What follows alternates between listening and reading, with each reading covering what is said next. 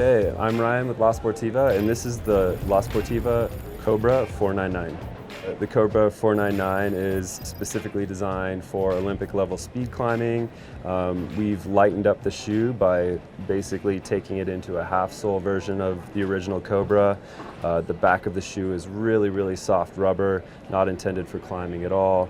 The front of the shoe has some slick rubber over the toe, so you're not going to snag as you're sprinting up the wall.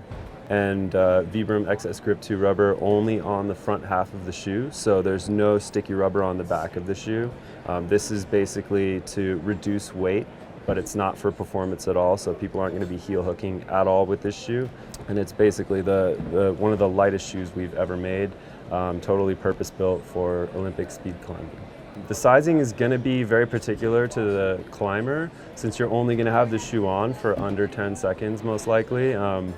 You can size them super tight for really high performance, which I think is what you're going to want. The Cobra has a pretty soft feel to it. It is a slipper, so there's no laces or Velcro that's going to lock your foot down into the shoe. So you have to rely on the tension of the shoe to keep it on your foot. So I think most people are going to go 3 to 4 sizes down from their street shoe size for a good fit.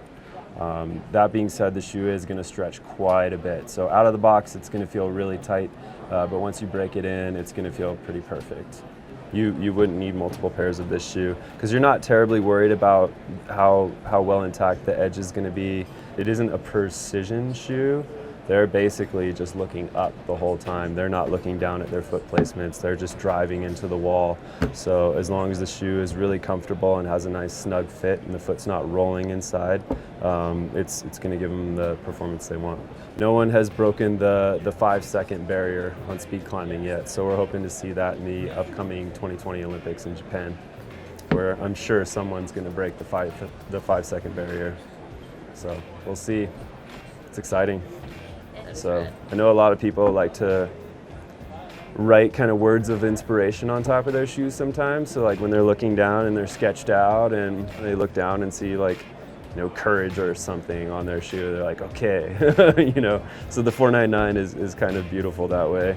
When people look down, they'll be like, okay, I'm gonna break it now. Like I'm gonna write history now. That's kind of cool. So yeah, hopefully it has the same effect.